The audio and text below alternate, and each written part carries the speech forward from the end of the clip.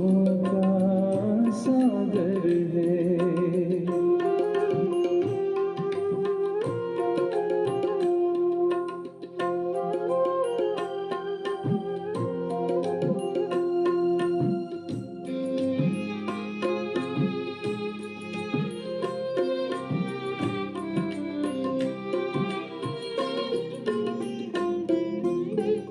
जैसा बीज बोता है जो वैसा फल वो पाता है।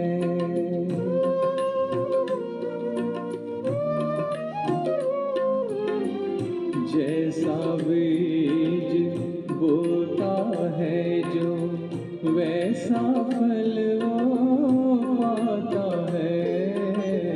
कर्म भी वैसा अच्छा करे जो देव पद वो पाता है।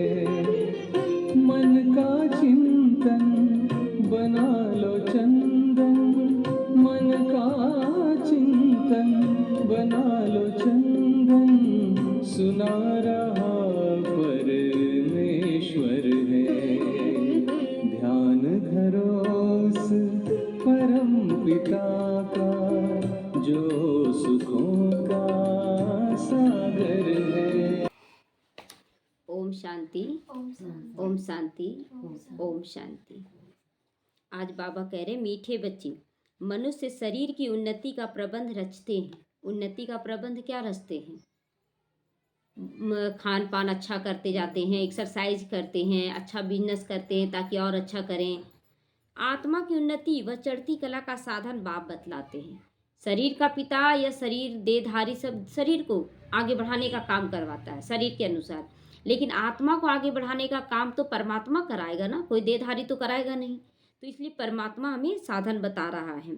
यह बाप की ही रिस्पॉन्सिबिलिटी है। जिम्मेवारी किसकी है? ये बाप की है, ये मनुष्य आत्माओं की नहीं है। प्रश्न है, सदा बच्चों की उन्नति होती रहे उसके लिए बाप कौन कौन सी श्रीमत देते हैं? सदा बच्चों की उन्नति होती रहे इसके लिए बाबा पल पल हमें श्रीमत देता है। उत्तर है, बच्चे अपनी उन्नति के लिए सदा याद की यात्रा पर रहो। कोई बात नहीं, बाबा कहता है कि सदा याद की यात्रा में रहना है। याद की यात्रा यानी परम पिता की याद में 24 घंटे रहना है। हर बात में याद से आत्मा की जो जंक है पहले वो उतरेगी, जो जंक लगा हुआ विकारों का। तो बाबा कहता है याद करने से वो जंक, बाबा का याद क्या है? घासलेट है, और उसमें याद में रहने से, घासलेट में रहने से लोहे का जंक निकल जाता है। तो हम सब लोहा बन गए थे और उसमें भी जंक लगा हुआ लोहा। तो बाबा कहता है कि याद में रहो तो जंक निकल जाएगी। दूसरी है, कभी भी बीती बात को याद नहीं करो और आगे के लिए कोई आस ना रखो। बाबा क्लियर करा कि बीती हुई बात कभी कभी याद आ जाता है, तो बाबा कहता है बीती बात को चितवो नहीं और आगे का कोई आस नहीं रखना है। शरीर निर्वाह अर्थ के लिए कर्म भले करो, लेकिन जो भी टाइम मिले ना वह वेस्ट नहीं करो। कर्म करना है, जैसे दिन भर काम है तो आप काम कर रहे हैं, लेकिन जब भी समय मिले तो फालतू इधर उधर की बातों में नहीं रखना है। हर बात में सेवा समाया हो तब फिर ठीक है बातचीत करना। तो बाबा कहता है कि टाइम वेस्ट नहीं करना है। बाप की याद में टाइम सफल करो। कितने बच्चों को कैसे निकालें, कैसे कितने बच्चों को बाबा की गोद में बैठाए, निश्चिंत बना दे, दुख बीमारी से मुक्ति दिलवा दे, निमित्त बन जाए हम लोग। ये दिन रात अभ्यास रहना चाहिए, प्रयास करना है हम लोगों को। लेकिन इसमें टाइम सफल होता है, लेकिन अगर व्यर्थ में कोई फायदा ही नहीं, आप फालतू इधर उधर का कर रहे तो गलत है। चौथा, कम से कम 8 घंटा ईश्वरीय सेवा करो तो तुम्हारी उन्नति होती जाएगी। तो 8 घंटा किसके लिए? जैसे जो नए नए बच्चे आते हैं तो उसको दिया जाता है कि चलो 8 घंटा याद करो, लेकिन जब बात जान गए कि बाबा ही हमारा सब कुछ है तो एक टाइम क्यों बांधे? हम हमेशा याद कर सकते हैं, हमेशा याद कर सकते हैं, बाबा के कार्य के लिए समर्पित हो सकते हैं। लोग समझते हैं, बहुत सारी गृहस्थी आज सोचते हैं कि घर गृहस्थ में रह के कैसे हम कर सकते हैं, ये तो बंधे हुए हैं। लेकिन बाबा हर तरह का बच्चा तैयार कर रहा है ना, सब तरह का बच्चा तैयार कर रहा है कि घर गृहस्थ में रह के भी हम लोग कर सकते हैं, कर रहे हैं। जब नॉनवेज जब खाते थे जिस समय, तो उस समय लोग बोलते थे कि देखो खाने वाली और बाबा का दिखा रही है आज बनकर बाबा का। तो बोलते थे बाबा को कि बाबा सही में देखिए तो कोई कोई नहीं खाता है, कितना अच्छा, हम तो खाने पीने वाले थे, आप क्यों चुन लिए? तो बाबा कहा कि एग्जाम्पल बनाना है, जैसे ब्रह्मा बाबा एक शादीशुदा चुने, विकार में जाने वाले, दूसरा बम्मा को चुना गया जो कुमारी पूरा पवित्र है। तो इसी तरह हर एक बच्चे को चुना जा रहा है। कुछ जैसे रमेश भाई घर गृहस्थ में रहे, समर्पित नहीं हुए। तो इस तरह से एक एक चीज़ का एग्जाम्पल है कि सब कुछ खाने पीने वाला भी बच्चा छोड़ सकता है। उसी तरह बाबा कहता है कि घर गृहस्थ में रह के भी हम लोग बहुत कुछ कर सकते हैं और बहुत आगे जा सकते हैं। आज बाबा वैसा दिखा रहा हम लोगों को भी।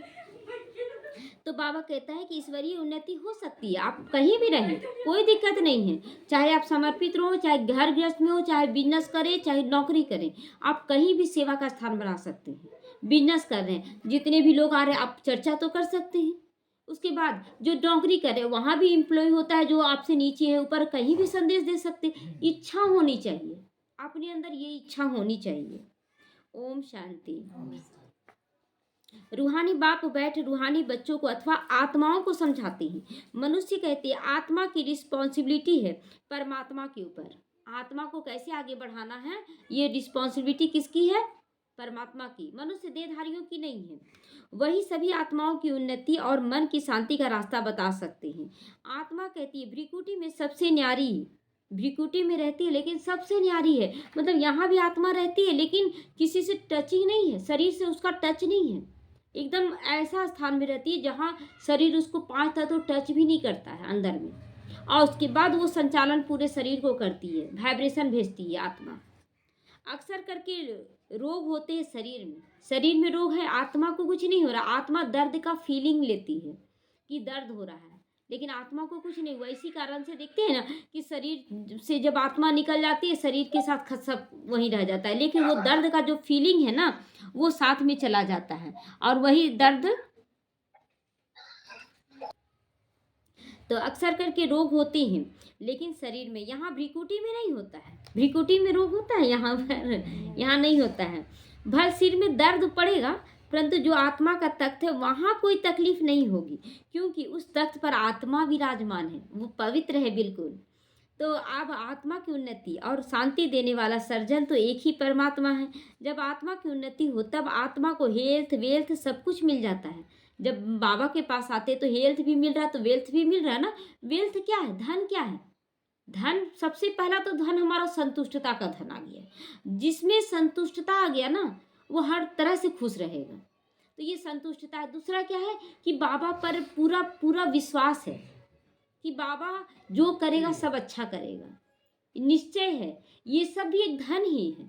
अगर ये सब सूक्ष्म बात आप अपने अंदर धारण कर लेना तो जीवन सुखमय हो जाएगा। तो आत्मा की उन्नति, हेल्थ वेल्थ सब मिल जाता है। शरीर को भी कितना भी करो, उससे कोई उन्नति नहीं होगी।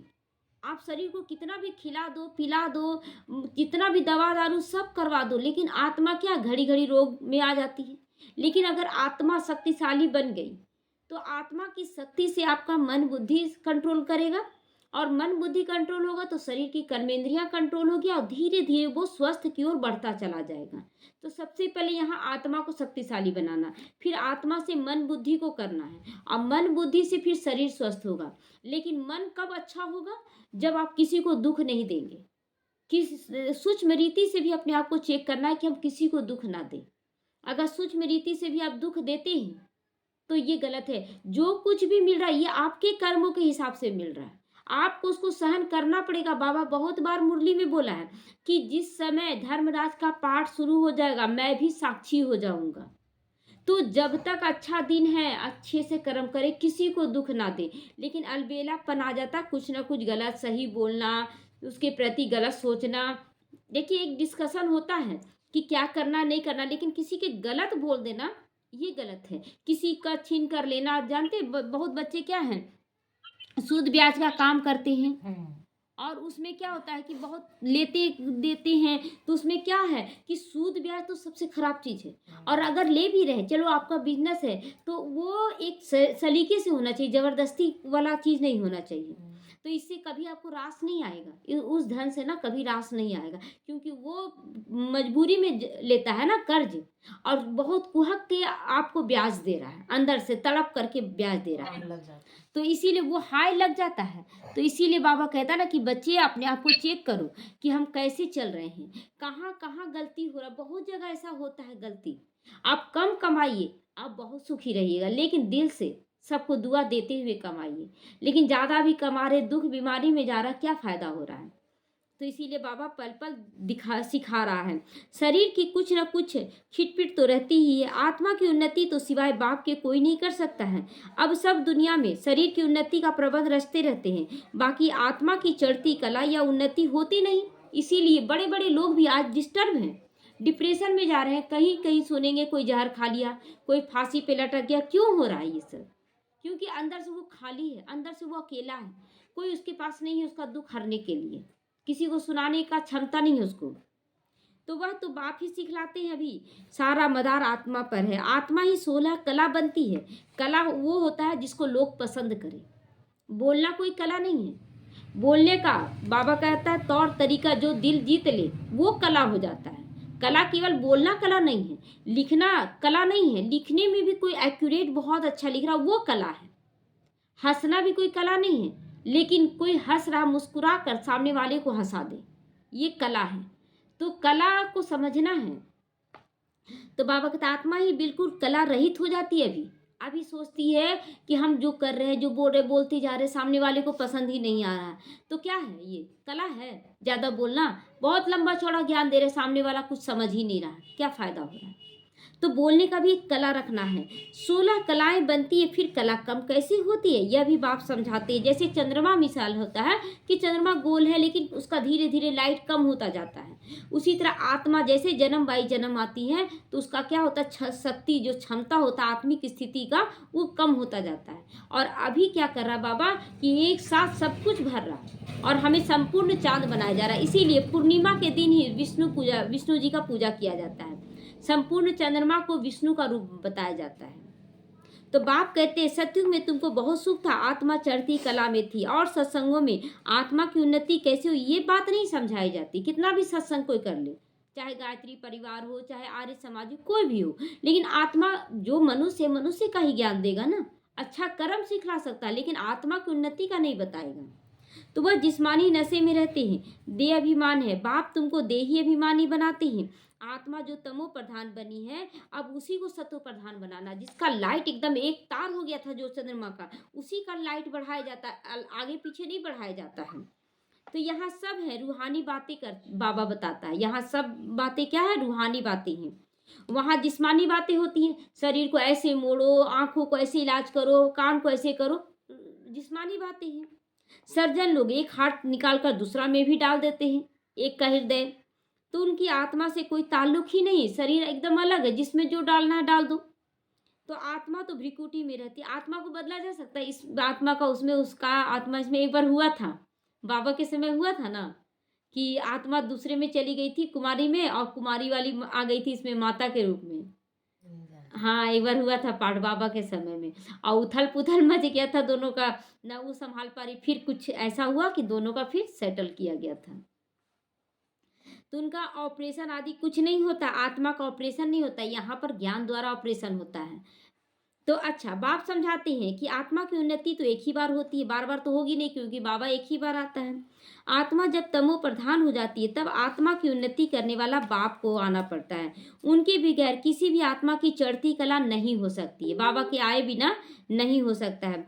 बाप कहते यह छीछी तमो प्रधान आत्माएं मेरे पास आ ना सके, मतलब परम धाम भी अगर विकारी है तो वो आत्मा वहां नहीं जा सकती है, परम धाम भी नहीं जा सकती है। तुम्हारे पास जब कोई आते हैं तो कहते हैं शांति कैसे मिले अथवा उन्नति कैसे हो, परंतु यह नहीं जानते कि उन्नति के बाद हम कहाँ जाएंगे। ठीक है, बढ़ रहे बढ़ रहे बढ़ रहे, उसके बाद क्या? जब तक अंदर से मुक्ति नहीं होगा, जीवन मुक्ति नहीं होगा, तब तक आप भागते रहेंगे, कुछ हासिल नहीं है। तो इसीलिए बाबा कहते हैं पुकारते हैं पतित पावन आओ, हमें भी बनाओ, जीवन मुक्ति में ले जाओ।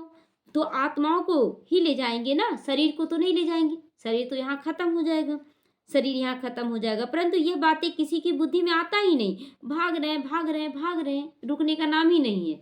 क्या चाहिए, किसी से पूछना चाहिए कि आपको क्या चाहिए। अपने आप से एक बार पूछे थे कि आखिर मुझे क्या चाहिए। भाग रहे, ये चाहिए वो चाहिए, कितना चाहिए, ये भी मन में सवाल आया। उस दिन से बैराग्य आया, जिस दिन लगा कि क्या फायदा हो रहा है, बचपन से लेके भाग रहे, हमको ये चाहिए वो चाहिए, मिल रहा तो भी संतुष्टि नहीं है, तो क्या चाहिए हमको।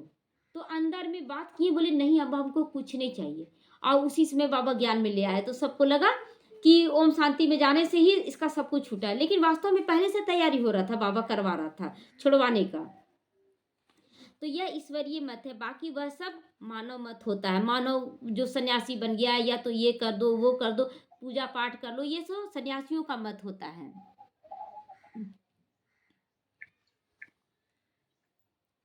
तो ईश्वरीय मत से एकदम आसमान में चढ़ जाते हैं, शांति धाम सुख धाम में पहुंच जाते हैं। यहाँ पर ईश्वरीय मत से कहाँ चले जा रहे हैं? पूरा परम धाम चले जा रहे हैं, या फिर बैकुंठ जा रहे हैं।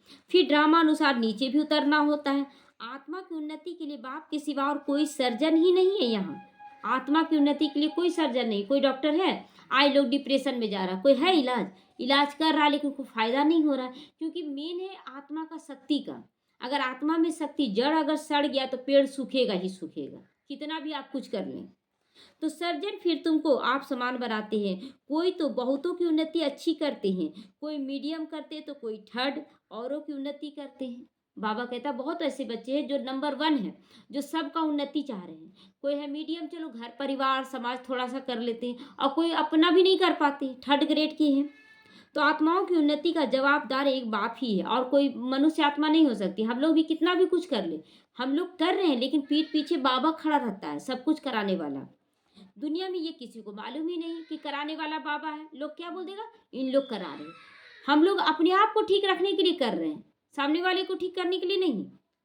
तो बाप कहते इन साधुओं आदि का भी उद्धार करने मैं आता हूँ। पहले जब आत्मा आती है तो पवित्र ही होती है। अब बाप आए हैं सबकी उन्नति करने। यहाँ कोई भी पवित्र नहीं है। जो धर्म स्थापना के समय पवित्र आत्माएं ऊपर से उतरती हैं तो वो लोग पवित्र रहती हैं, लेकिन यहाँ पर कोई पवित्र आत्मा बाबा के पास नहीं आती, सब पतित आते हैं, और बाबा उनको फिर पावन बनाता है। तो नंबर बार पुरुषार्थ अनुसार तुम्हारी देखो कितनी उन्नति हो जाती है। अभी चेक करें कि जो ज्ञान में आने से पहले और अभी में आसमान जमीन का अंतर हो गया। आसमान जमीन का अंतर है उस समय से। वहां तुमको अब शरीर भी फिर फर्स्ट क्लास मिलेगा।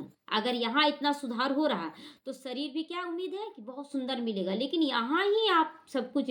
आज एक बहन बोली कि हम तो यहाँ के राजा हैं। क्या हम लोग राजा हैं? क्या बोलेंगे हम लोग को राजा नहीं, यहाँ परिवार बनना है।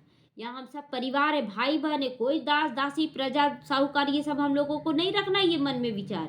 हम लोग परिवार है, बाबा के बच्चे हैं, और सब हमारा परिवार है। तो ये अपनापन रखना है। अगर हम ही विचार रखेंगे कि हम तो राजा बन गए, तो फिर अंदर में तो फीलिंग आ जाएगा ना, ये लोग तो दास दासी है, अच्छा लगेगा सुनने में। तो वैसे हमारे लिए भी जो हमसे ऊपर वो बोलेगा ये हमारा दास दासी है। हम क्यों ऐसा भावना रखें? नहीं, ये सब एकदम भावना नहीं रखना हम लोगों को। तो बाप है अविनाशी सर्जन, वही आकर तुम्हारी उन्नति करते हैं, तो तुम ऊंचे से ऊंचे अपने स्वीट होम में चले जाओगे। वो लोग मून पर जा रहे हैं, क्या फायदा हो रहा है? चांद पे जाने से क्या हो जाएगा? हम परम धाम जा रहे हैं, क्या फायदा हो रहा है? फायदा हो रहा है परम धाम जाने से? क्या हो रहा है? हम बाप समान बन रहे हैं, शक्ति मिलता है, इतना शक्ति मिलता है। 1 मिनट परम धाम जाने से बहुत ज्यादा शक्ति मिलता है।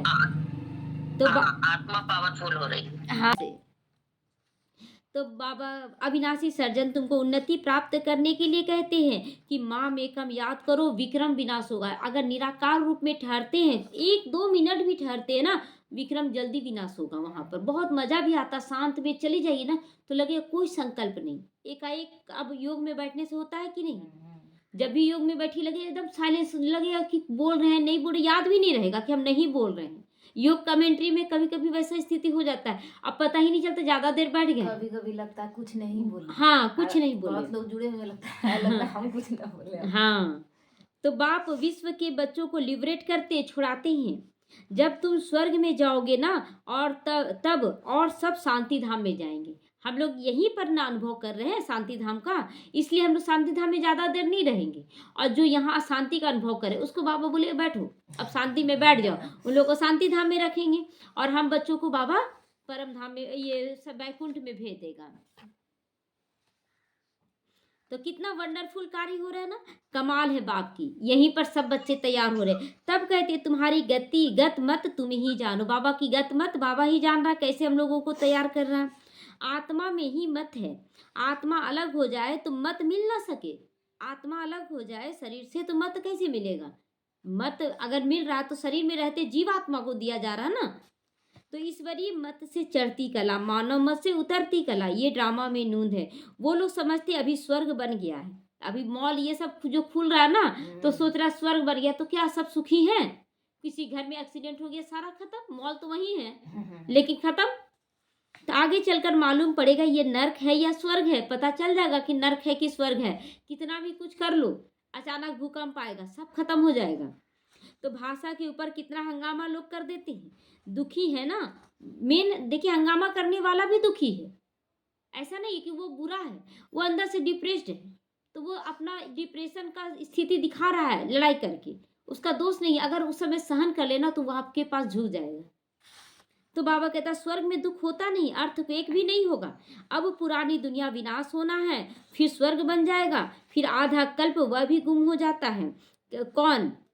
रावण गुम हो जाता है। कहते हैं द्वारिका दूध सागर के नीचे से चली गई, सोने की चीज दब गई है नीचे, सो तो जरूर अर्थक्वेक नीचे जाएगी, से नीचे जाएगी, अर्थक्वेक में नीचे जाएगी। समुद्र को थोड़ा ही खोद कर निकालेंगे, धरती को खोदते हैं, वहां से माल निकालते धरती के अंदर से, लेकिन समुद्र को थोड़ी खोदा जा सकता है। बाप कहते हैं मैं सबका उपकार करता हूँ, मेरा फिर सब अपकार करते हैं, गालियां देते हैं। गाली क्या देते हैं? सब में भगवान बसा हुआ है, कुत्ता बिल्ली बंदर छुछुंदर सब में बोलते भगवान है, ये तो गाली हो गया। अगर आप लौकिक परिवार के बारे में भी बोले तो अच्छा लगेगा, लेकिन हम लोग भगवान के लिए बोल दिए तो ये गाली नहीं तो क्या है?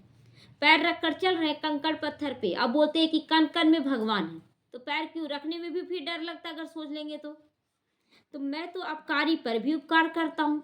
अब जब बाबा अपकारी पर उपकार कर रहा है तो हम कौन होते हैं जो नफरत करें? कोई भी गलत बोला बोला बोला, खत्म हो गया बात। तो बाबा कहता है तो मेरी जरूर महिमा होनी चाहिए। भक्ति मार्ग में देखो कितना मान रखते हैं मेरा। तुम बच्चे भी बाप की कितनी महिमा करते आए हो। चित्र में 32 गुण दिखाते ना, आज भी दिखाते हैं बाबा का 7 डेज कोर्स में। अभी तुम भी बाप जैसा गुणवान बन रहे हो तो कितना पुरुषार्थ करना चाहिए। पुरुषार्थ क्या है? बाप समान बनने का पुरुषार्थ। कैसे बनना है कि अपकारी पर भी हम भी उपकार करें। कोई गाली दे रहा है उसको प्यार से गले लगाएं। हो सकता है गाली देने वाले को, अब हो रहा है ना, ये तो नहीं उसके प्रति नफरत आ रहा है। एक सेकंड भी अगर कोई गाली दे सामने से भी तो उसके प्रति सुभावना ही जाएगा, वो स्थिति बन रहा है।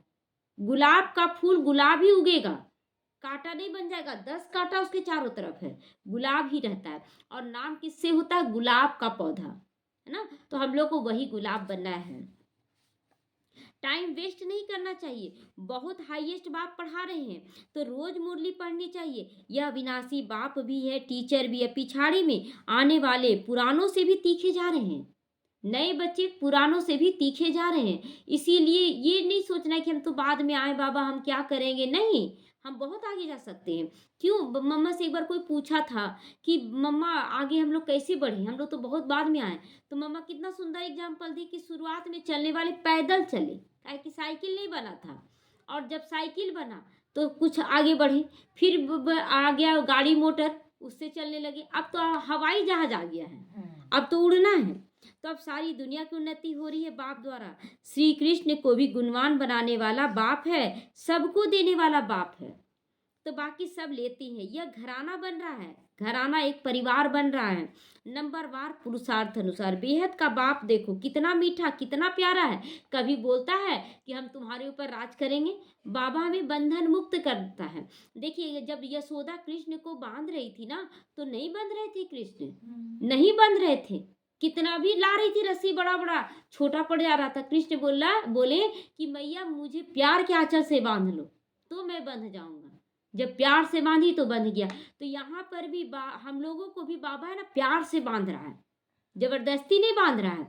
तो हम लोग भी आज एक बहन से बोल रहे थे कि दीदी आप लोग मतलब ये क्यों सोचते हैं कि सब मेरे सेंटर में आए, मेरे सेंटर में आए, ये क्यों? बांधना है ना। आप इतना प्यार दीजिए। आज देखिए ऑनलाइन हो चाहे ऑफलाइन हो, जा सकते हैं ना, कहीं भी सुन सकते हैं। सुन रहे हैं ना, यहाँ जैसे जैसे पता चल रहा है क्या दे रहे हैं, एक प्यार दे रहे हैं, समझाने दे रहे हैं जैसा है। लेकिन अगर आप बांधिएगा तो क्यों आएगा लोग? लोग बोलेगा लौकिक से बंधन से निकले, अलौकिक में फंस गए। आज एक बहन बोल रही थी कि आसमान से लटके खजूर पे अटके, बंध रहे हैं, जबरदस्ती बांधा जा रहा है, नहीं अगर यहाँ से कहीं जाएंगे तो नहीं आने देंगे। ये सब क्या है? तो बाबा कहता है ये सब हम लोगों को नहीं सीखना है, नहीं आज़ाद रहो, बाबा के घर ही जा रहा है ना, आप यहाँ जाइए चाहे वहाँ जाइए, कोई दिक्कत नहीं है, आपके अंदर केवल भावना होना चाहिए। तो ऊंची से ऊंचा बाप द्वारा सबकी उन्नति हो रही है, बाकी तो सबको सीढ़ी उतरनी है। कमाल है बाप की, भल खाओ पियो सब कुछ करो, सिर्फ बाबा के गुण गाओ। बाबा के गुण गाना बाबा दे रहा है, देधारी हमें नहीं दे रहा है। तो ऐसी नहीं कि बाबा की याद में रहने से खाना नहीं खा सकते हो, ऐसा नहीं है, बाबा की याद में रहने से खाना खा सकते हैं। तो बाबा कहता है कि एकदम खाना खाने समय योग युक्त होकर खाना है। एक एक कोर आप थोड़ा सा भी खाएंगे ना, आपका पेट भर जाएगा।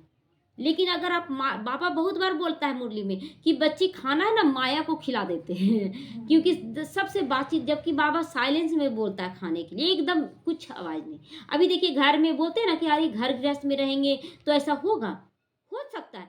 आप जब छठ करते हैं तो हो सकता है, आप जो पर्व उपवास करते हो सकता है, ऐसे क्यों नहीं हो सकता है? अभी घर वाले जान गए हैं कि नहीं बोलती है, बहुत ज़रूरी रहा चलो इशारों में बोल दिए या एक दो शब्दों में जवाब दे दिए उनको, उसके बाद नहीं तो जान गए हैं, युगल भी जान गए, बच्चे जान गए कि नहीं बोलती हैं, तो चुपचाप रहते हैं, नहीं अभी मम्मी खाना खा रही है नहीं बोलेगी तो रात को फुर्सत मिलती है, फिर 8 घंटा तो फुर्सत है। बाप कहते कम से कम 8 घंटा इस गवर्नमेंट की भी तो सेवा करो।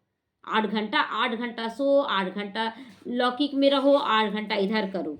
जो भी आए उनकी आत्मा की उन्नति का रास्ता बताओ। तो ये रास्ता ही है ना उन्नति का। आप खाना खाने समय एकदम स्थिर हैं, पानी पीने समय स्थिर हैं, बाबा को पूरा याद करें, एक एक घोट अंदर में पानी पीते हुए बोले पूरे शरीर को स्वस्थ शुद्ध कर रहा है, पवित्र बना रहा है, ये जल नहीं। और जब जानते हैं जब पानी अभी गर्म पीते हैं तो क्या बोलते हैं कि बाबा एक तो ज्ञान है इसमें, ज्ञान जल है और योग का गर्मी है इसमें। अब ज्ञान और योग दोनों मिक्स होकर हम धारण कर रहे हैं, पूरे शरीर आत्मा सब स्वस्थ हो रही है। तो इस तरह से पानी का क्या हो गया वाइब्रेशन, ज्ञान योग धारणा तीनों समा गया। अब ये शरीर स्वस्थ हो गया, अब सेवा के लिए तैयार है। तो एक एक सेकेंड आप योग इसमें डाल सकते हैं कि कैसे हम योग कर सकते हैं।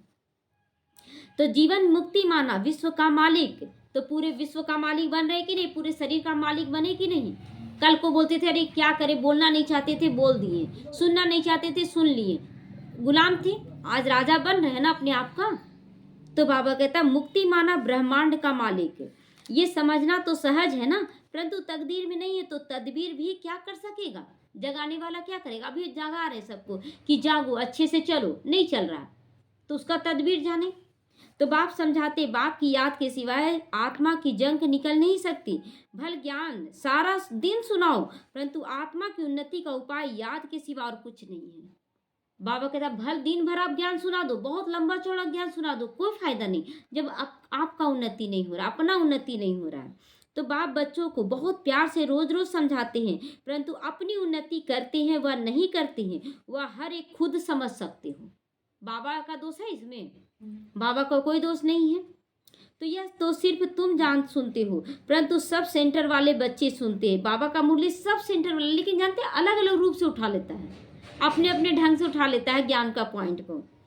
तो यह टेप रखी है, यह भी अपने में आवाज़ भर कर जाती है ना सेवा पर उस समय टेप चलता था तो टेप में आवाज़ भर दिया गया और जाता था तो बोले देखो ये भी सेवा कर रही है। तो यह बहुत सेवा देती है। अब इसका फल किसको मिलेगा, जो सेवा दे रहा है टेप, उसका फल किसको मिलेगा।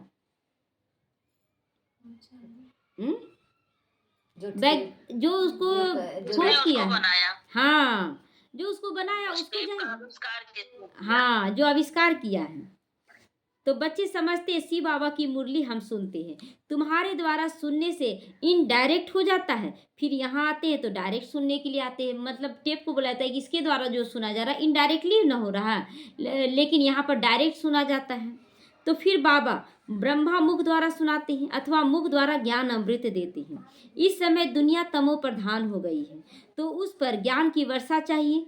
तो फिर पानी की वर्षा तो बहुत होती है, उस पानी से तो कोई पावन नहीं बन सकता है, ज्ञान से पावन होता है ना, मन शुद्ध हो रहा है, बुद्धि शुद्ध हो रही है। यह सारी ज्ञान की बातें हैं। बाप कहते हैं अब जागो, मैं तुमको शांति धाम ले जाता हूँ। आत्मा की उन्नति भी इसमें ही है। बाकी सब जिस्मानी बातें हैं, इसको छोड़ो, जिस्मानी बातें छोड़ो, क्योंकि कर्मों का जब हिसाब किताब निकलेगा ना, तो कोई कुछ भी नहीं कर सकता है। हम लोग जब कर्म खराब करते हैं, स्वस्थ रहते हैं, तो हम लोग को लगता है हम बहुत अच्छा कर रहे हैं। जब कर्म भोगाता है तो एक एक करके सामने में आता है पाप, कि देखो तुम ऐसे किया, तुम ऐसे किया। तो रूहानी बातें सिर्फ तुम सुनते हो, पद्मापति भाग्यशाली सिर्फ तुम बनते हो। बाप है गरीब निवाज, गरीब ही सुनते हैं। तब बाप कहते हैं, अहिल्याओं गणिकाओं को भी समझाओ। सत्युग में ऐसी बातें होंगी कि जाके समझाओ, ये करो वो करो, नहीं बोला जाएगा ना, वहाँ तो केवल आनंद ही आनंद होगा।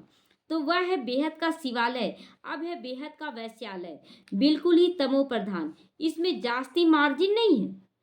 अब इस पतित दुनिया को चेंज होना है। अब ज़्यादा समय नहीं बचा हुआ है, बहुत कम समय है। भारत में राम राज्य और रावण राज्य दोनों होता है। जब अनेक धर्म हो जाते हैं तब अशांति हो जाती है, लड़ाई तो लगती ही रहती है। अब तो बहुत जोर से लड़ाई लगेगी। इस बार जो लड़ाई लगेगा, तीसरा विश्व युद्ध, ये बहुत जोर शोर से होगा। कड़ी लड़ाई लगकर फिर बंद हो जाएगी, क्योंकि रजा स्थापन हो, कर्मातीत अवस्था भी हो जाएगी। अभी तक तो कोई कह ना सके कि हम कर्मातीत हैं, लेकिन अभी तक बहुत लोग बन चुके हैं। वह अवस्था आएगी, पढ़ाई भी पूरी हो जाएगी, जिसकी हो जाएगी उसका पढ़ाई पूरा हो गया, फिर ट्रांसफर हो जाएंगे अपने पुरुषार्थ अनुसार। इस भंभोर को आग तो लगनी है ना। भंभोर कहा जाता है एकदम सूखा, जो पेड़ जैसे एकदम सूख जाता है ना एकदम, तो उसमें अपने आप सूर्य की रोशनी से भी आग लग जाता है। तो उसी तरह बाबा कहता है कि यहाँ पर सब सूखा हुआ कांटा बन गया है और अपने आप विकारों का आग लग रहा है, अपने आप झगड़ा कर रहे हैं। फटाफट विनाश हो जाएगा। सूखा लकड़ी झाड़ जो रहता है उसमें आग कितना जल्दी फैलता है। उसको खूने नाहक खेल भी कहा जाता है। नाहक सब मर जाएंगे, रक्त की नदियां बहेगी, फिर होगी दूध की नदियां बहने का। हाहाकार के बाद जय जयकार होगा। बाकी सब अज्ञान निद्रा में सोते सोते ही खत्म हो जाएंगे। सारे बच्चे अब जागेंगे, अच्छा आएंगे आएंगे थोड़ा दिन के बाद आएंगे। अरे जागते जब तक आपका जागने का समय होगा तब सोने का समय आ जाएगा। तो बड़ी युक्ति से स्थापना कर रहे हैं बाबा। विघ्न तो पड़ेंगे, बहुत होंगे, अत्याचार भी होंगे। अब माताओं द्वारा स्वर्ग का द्वार खुलता है तो पुरुष भी बहुत, परंतु माता जन्म देती है तो उनको पुरुष से इजाफा ज़्यादा मिलता है। पुरुष से इजाफा ज़्यादा मिलता है, मतलब जैसे कि बेटे को जन्म दे दी माता, तो क्या है, वो बेटा क्या हो गया, फिर वो घर परिवार वालों की नज़र में बोलती है ना कि नहीं मेरे घर का कुल दीपक आ गया। तो बेटा और बेटी क्या है, अगर किसी को आत्मिक स्थिति में पूरी तरह से ले आए तो वो हो गया हमारा बेटा। तो बेटा देखकर बाप खुश होगा। लेकिन आप ज्ञान में तो लाएं, लेकिन वो पूरी रीति नहीं चल रहा है, देवभान में है, तो वो प्रकृति के अनुसार चल रहा है, तो वो हो गया बेटी का रूप। तो आप समझिए कि हम बेटा बन रहे हैं कि बेटी बन रहे हैं। ये भी भाग्य यहाँ से तैयार हो रहा है। स्वर्ग में तो नंबरवार सब जाएंगे, कोई 2 जन्म मेल के बन सकते हैं। हिसाब किताब जो ड्रामा में नूंद होगा वही होगा। आत्मा की उन्नति होने से कितना फर्क पड़ जाता है। आत्मा की उन्नति से, कि आत्मा की उन्नति हुई आप बेटी घर में जन्म लेंगे, आत्मा की उन्नति कम हुई आप बेटी घर में जन्म लेंगे। तो कोई तो एकदम हाईएस्ट बन जाता है, कोई बिल्कुल लोएस्ट बन जाता है, कोई राजा तो कोई प्रजा बन जाता है।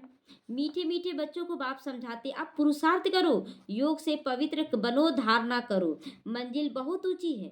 अपने को आत्मा समझकर बहुत प्यार से बाबा को याद करना है। आत्मा परमात्मा के साथ लव रखे, प्यार रखे। यह है रूहानी प्यार, जिससे आत्मा की उन्नति होती है। जिस्मानी प्यार में तो गिर पड़ते हैं, विकारी बन पड़ते हैं। तकदीर में नहीं है तो भगंती हो जाते हैं। अब सेंटर में आ रहे, एक दूसरे से प्यार हो गया, भगंती हो गए ना। यज्ञ की बड़ी संभाल करनी है, इन सब बातों से बदनामी हो जाता है ना। देखो ज्ञान सुनने जा रहे थे और दोनों में प्यार हो गया, ज्ञान कहाँ गया। तो माताओं की पाई पाई से यज्ञ की सर्विस हो रही है, इसलिए बहुत संभाल करना। माताओं के पाई पाई से, भाइयों के नहीं बोला जाता है, क्योंकि भाई लोग तो अपना हिसाब किताब रख के देते हैं। अब माताओं में ना बहुत श्रद्धा होता है। तो यहाँ गरीब ही साहूकार बनते, सारा मदार पढ़ाई पर है। तुम अभी सदा सुहागन बनती हो। यह सबको फीलिंग आती है कि हम सदा सुहागन हैं, सदा मेरे पास पति है, मेरा बाबा है। तो माला का दाना बनने वालों को कितनी अच्छी फीलिंग चाहिए, अंदर से फीलिंग आता है ना, नशा चढ़ जाता है कि कितना अच्छा करना है। शिव बाबा को याद करते सेवा करते रहो, बहुत उन्नति हो जाएगी। शिव बाबा की सर्विस में अगर शरीर भी न्योछावर करना चाहिए, बाबा करना पड़े तो कर दो, पूरी तरह से। आज देखिए दिन न रात केवल सेवा का संकल्प चलता है, बाबा हमको कैसे करना है, कैसे सबको पढ़ाना है, तो सारा दिन नशा रहे, लेकिन लेकिन ये मौसी का घर नहीं है। देखना है हमने अपनी उन्नति की है, हमने अपनी उन्नति की है। अभी तक हम खुद ही पड़े हुए देवभान में, तो हम दूसरों को कैसे बताएंगे, कैसे बताएंगे। हम खुद बीमार पड़ रहे हैं, डॉक्टर और दवा के पीछे भाग रहे हैं, दूसरों को बोलेंगे योग से ठीक करो तो होगा। जब तक हम खुद नहीं करेंगे योग से ठीक, तो ये परीक्षा खुद गुजरना पड़ेगा। फिर देहधारियों से लगाव झुकाव कम नहीं हुआ है और आप दूसरों को बोलेंगे नहीं कि घर गृहस्थ में कमल फूल बने रहिए, तो कैसे बनेगा, उसको समझ में नहीं आएगा कि कैसे बनना है, वो तो उलझ जाएगा। तो बाबा कहते हैं बीती को याद ना करो, आगे की कोई आस ना रखो। कहीं भी आप रहते हैं तो बीती बात को भूल जाइए कि कौन मेरे को क्या बोला है, कैसे मेरे साथ व्यवहार किया, सब भूल जाएं। और आगे का आस भी ना रखिए कि मेरे साथ अच्छा व्यवहार करे, हम उसके साथ अच्छा करें। तो शरीर निर्वाह अर्थ कर्म तो करना है, जो टाइम मिले उसमें बाप को याद करो तो विक्रम विनाश होंगे। बाबा बांधेलियों को भी समझाते हैं, तुम्हें पति को बहुत नम्रता से प्यार से समझाना है, कोई मारे तो उन पर फूलों की बरसात करो। अपने को बचाने की बड़ी युक्ति चाहिए, हर तरह से बचाना है। आंखें बड़ी शीतल होनी चाहिए उनके प्रति, कभी हिले नहीं। इस पर अंगद का मिसाल है ना, बिल्कुल अडोल था, हिला नहीं, पैर हिलाया नहीं, चाहे मारो चाहे जो करो, लेकिन कभी सामना भी किए, कभी समाये भी बात को, कहीं सहन भी किए, कहीं निर्णय लेना रहा तो निर्णय भी लिए, सारा शक्ति लेते गए तो आज आगे बढ़ते चले गए। बिना विघन के कोई नहीं आगे बढ़ सकता। और यहाँ देखिए ये परिवार ऐसा है ना कि अगर कोई विघन भी आता तो बोलने में शर्म नहीं आता है, अच्छा लगता है अनुभव के रूप में। तो तुम सब महावीर हो, कोई एक माता नहीं, सबको महावीर बनना है। कोई भी विघन आ जाए, हम लोग सब पार किए कितने अच्छे से, आज देखिए कितना आनंद में बाबा रख रहा है। तो जो कुछ पास्ट हुआ उसको याद नहीं करना है, उसमें तो एक खेल समझना कि वाह बाबा बहुत अच्छे से अनुभवी बना दिए आप। सदैव खुश रहना चाहिए, ड्रामा पर अटल रहना, ये नहीं कि बहुत हम मेरे साथ हुआ है, वो ऐसा किया। एक माता बार बार बोलती है कि आप बहुत सहन किए, आप बहुत सहन किए। अरे क्या सहन किए, मेरी गलती थी, हम सहन किए, मेरी गलती थी, आज क्यों नहीं हो रहा है, क्योंकि आज हमको समझ में आ गया कि क्या करना चाहिए क्या नहीं। तो बाबा सिखाना चाहता है। टीचर कब मारता है बच्चे को, जब गलत लिखता है बार बार तो टीचर 2 थप्पड़ लगाता है ना कि ठीक से करो। तो बाबा खुद कहते मैं भी ड्रामा के बंधन में बांधा हुआ हूँ, बाकी और कोई बात नहीं। श्री कृष्ण के लिए लिखा है स्वदर्शन चक्र से मारा, तो स्वदर्शन चक्र से ही ना मार रहे हैं, अपना दर्शन करो, कहाँ कहाँ गलती करते हो, तो अपने दर्शन से क्या हो जाएगा, आपका सिर कटेगा कि नहीं, विकारी सिर। तो ये सब कथाएं हैं, लेकिन इसमें कुछ राज है। कथा तो है लेकिन सब में राज छुपा हुआ है।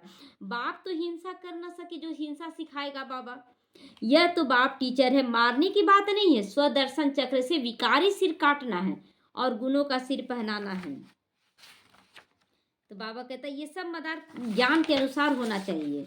बाबा कहता है ये सब बातें इस समय की है, एक तरफ ढेर मनुष्य, दूसरी तरफ तुम हो ज्ञान की बात सुनाने के लिए।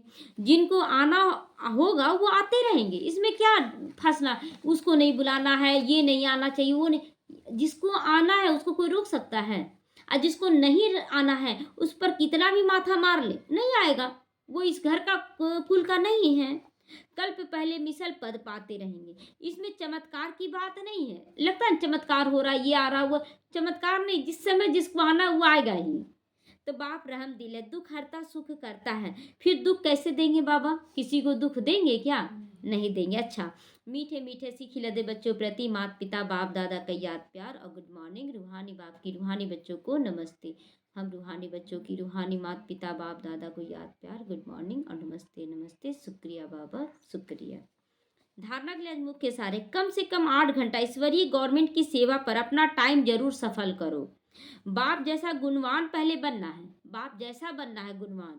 जो बीता उसे कभी याद नहीं करना है, बीती बातों को भुलाकर सदैव खुश रहना है, बीती को बीती करके सदा हर्षित रहना, ड्रामा पर अडोल रहना, जो भी होगा कल्याणकारी होगा बस। वरदान है, संकल्प बोल और कर्म के व्यर्थ को समर्थ में परिवर्तन करने वाले हौली हंस भव। हौली हंस का अर्थ होता है संकल्प बोल और कर्म के व्यर्थ को समर्थ में परिवर्तन करने वाले, क्योंकि व्यर्थ जैसे पत्थर होता है और पत्थर की वैल्यू नहीं रतन की वैल्यू होती है। अगर आप चुपचाप रह गया और थोड़ा बहुत ज्ञान का बात समझा कर सामने वाले को शांत कर दिए, ये है रतन। और पत्थर होता है कि आप बहुत सारा बात बोल दिए, असर कुछ भी नहीं हुआ, बल्कि और ही उसका माथा भारी कर दिए, तो ये हो गया पत्थर। कभी कभी ज्ञान भी पत्थर का रूप ले लेता है, तो इसलिए समझना है। तो हॉली हंस फौरन परख लेता है, ये काम की चीज नहीं है, ये काम की है। फौरन परख लेता है, पानी को अलग कर देता है, दूध को पी लेता है, कंकड़ को अलग करता है, और मोती को चुग लेता है।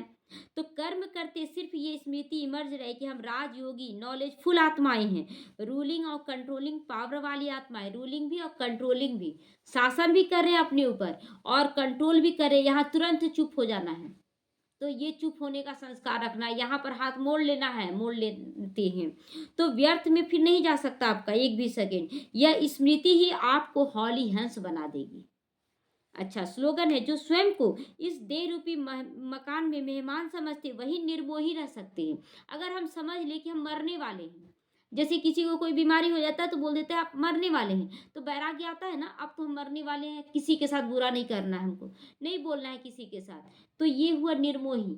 तो मोह नहीं रखो, लेकिन प्रेम तो सबके साथ रखना है ना, तो निर्मोही बनना। अब व्यक्ति साइलेंस द्वारा डबल लाइट फरिश्ता की स्थिति का अनुभव करो। जैसे जब कोई ऐसा दिन होता है तो चलते फिरते ट्रैफिक को भी रोक कर 3 मिनट साइलेंस की प्रैक्टिस कराती हैं। चलते हुए सभी कार्य को स्टॉप कर लेते हैं। ऐसे आप भी कोई भी कार्य करते बात करते हो तो बीच बीच में ये संकल्पों की ट्रैफिक को स्टॉप करने का अभ्यास करो। बीच बीच में बाबा को याद कर लेना है, ताकि जो बहुत ज़्यादा संकल्प चल रहा है वो कंट्रोल में आ सके। तो 1 मिनट के लिए भी मन के संकल्पों को चाहे शरीर द्वारा चलते फिरते कर्म के बीच में भी रोक कर अपने को फरिश्ता रूप में स्थित करो। ये होमवर्क मिल रहा है कि चलते फिरते भी हर घंटे में कहीं भी लगे कि हम बहुत ज़्यादा व्यर्थ में, तुरंत 2 मिनट का साइलेंस बाबा को याद कर लेना, तो वो रुक जाएगा। ओम शांति। सभी एकाग्र हो जाएंगे, चारों तरफ से बुद्धि को घटा ले। मैं आत्मा सदा अपने ऊपर राज करने वाली हूँ।